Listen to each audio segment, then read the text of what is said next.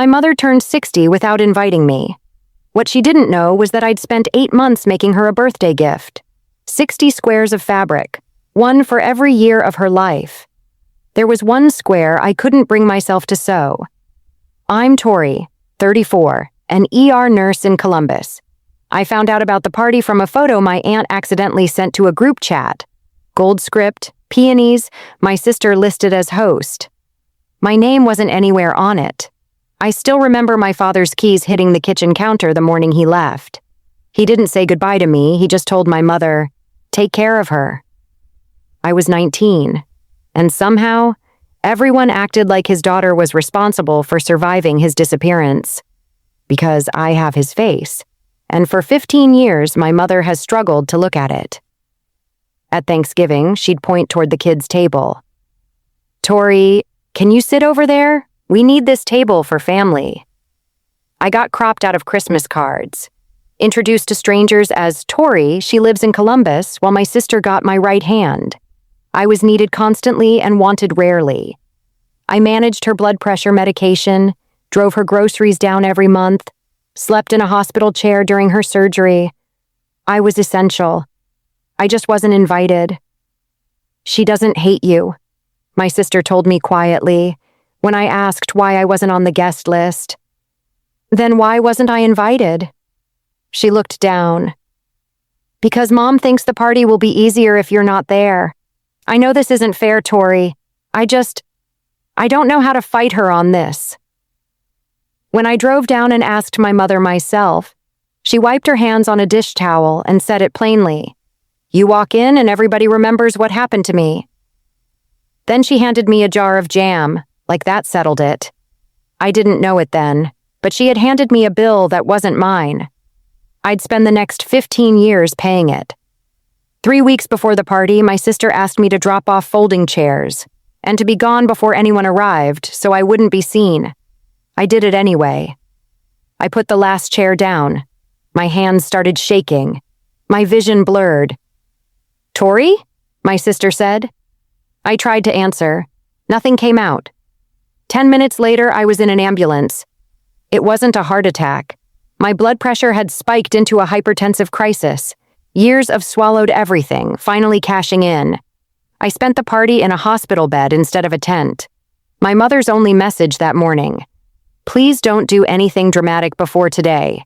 It's important to me." The next day, I saw her comment on a party photo telling a church friend I couldn't get away from the hospital. She works so much. A caring lie, dressed up in a heart emoji, for an audience that could never know the truth. My aunt was the only person who still called me after Mom stopped. She was also the one person who knew why. She eventually told me about the summer my father left. How church women had picked my mother apart with casseroles and cruelty. How she'd been found sobbing on the kitchen floor over my school photo, whispering, "I miss who I used to see." It didn't excuse what she'd done to me, but it explained it. In therapy, my counselor asked one question. "You've told me everything you do for her. Tell me one thing she does for you." I could have listed 100 things I'd done for my mother. I couldn't name a single thing she'd done for me.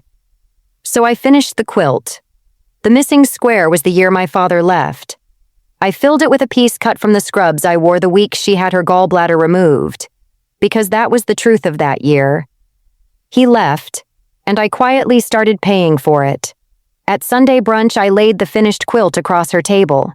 She touched it, moved to tears, until her hand reached the teal square. "What's this one?" "That's me, Mom," I said. "That's the year you stopped seeing me and started seeing him."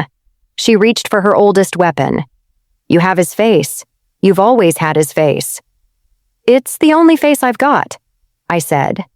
"You handed me his bill, and I've been paying it ever since." Then she offered me everything I'd wanted for 15 years. "You can come to every holiday.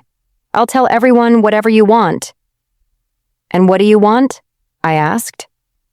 She paused. "I want you to stop talking about the past." For one terrible second, I wanted to say yes. This was everything I'd wanted for 15 years. Then I understood. She wasn't offering me a family. She was offering me a role. I stood up. Mom, I'm removing you from my life. I don't want a role. I want a relationship. This isn't punishment, it's what's left after everything else failed. My blood pressure dropped nearly 30 points in the weeks that followed. Months later, a real letter arrived. 3 pages, no excuses. She named the Christmas card. She named the chairs. She signed it. Love, your mother. I wrote back. Not a no, a not yet. My aunt says Mom still sleeps under the quilt every night. She doesn't skip the teal square anymore. For 15 years, my mother looked at that square and saw my father.